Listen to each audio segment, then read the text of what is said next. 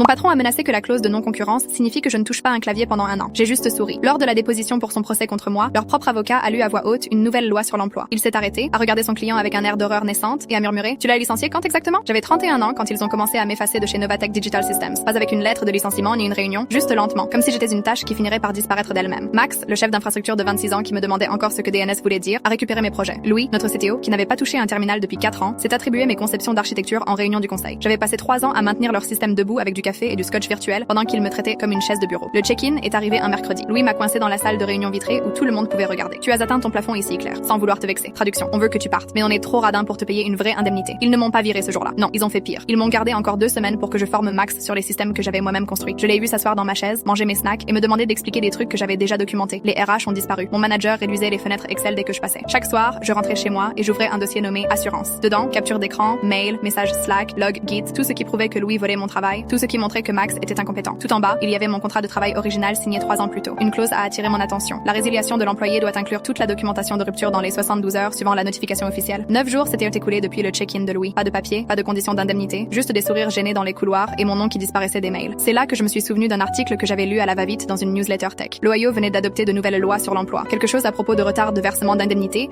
qui pouvait rendre certaines clauses invalides. J'ai passé la nuit à chercher et ce que j'ai trouvé m'a fait sourire pour la première fois depuis des semaines. Quand ils m'ont enfin viré au 12e jour, Louis était confiant, presque arrogant. Il a glissé un papier vers moi. Signe ça. Cette clause de non-concurrence veut dire que tu ne touches plus un clavier pendant un an. J'ai tout lu attentivement. J'ai signé et j'ai souri. 3 semaines plus tard, j'ai lancé ma propre plateforme avec du code entièrement original, écrit sur mon temps perso. Elle faisait tout ce que faisait le système de Novatech, mais en mieux, parce que c'est moi qui avais construit le leur. Quelques jours après, Novatech m'a envoyé une mise en demeure. Puis le procès a suivi. La déposition a eu lieu dans une salle de conférence stérile au centre-ville. Louis est arrivé dans un costume hors de prix, persuadé d'avoir déjà gagné. Leur avocat, un certain Durand, avait une pile de documents prouvant soi-disant que j'avais violé la clause. Mon avocate, Camille, avait l'air de s'ennuyer. Elle les a laissés parler pendant 45 minutes. Contrefaçon, rupture de contrat, secrets industriels. Durand montait son dossier brique par brique. Puis Camille a pris la parole. Durand, êtes-vous au courant du projet de loi 47 du Sénat de l'Ohio, adopté le 15 mars? Lisez-moi juste la section 3C à voix haute pour voir. Durand a froncé les sourcils, mais il a obéi. Sa voix a résonné dans la pièce. Tout employeur qui retarde la documentation de rupture au-delà de 7 jours civils perd le droit d'appliquer toute clause restrictive, y compris les accords de non-concurrence. Silence total. J'ai regardé la scène au ralenti. Les yeux de Durand se sont écarquillés. Il a regardé ses notes, puis Louis. Son visage est devenu livide. Monsieur Reeves, dit-il lentement, la voix tremblante. Vous l'avez licencié quand exactement? Louis a cligné des yeux. Le 22 mars. Pourquoi? Durand a refermé son dossier. La loi est entrée en vigueur le 15 mars. Vous l'avez viré le 22. Vous n'avez fourni les papiers que le 3 avril. 12 jours. Louis n'a toujours pas compris. Alors Durand a levé les yeux vers son client, partagé entre la panique et la colère. Votre clause de non-concurrence est invalide. On n'a plus de dossier. Je n'ai rien dit. J'ai juste souri. Le lendemain matin, ils ont abandonné la poursuite. Le vendredi, Louis prenait du recul pour se concentrer sur sa santé. Le mois suivant, ma plateforme comptait déjà 4 gros clients. Quand on est trop arrogant pour suivre la loi, on ne perd pas seulement. On offre à la concurrence tout ce qu'elle a besoin pour vous enterrer.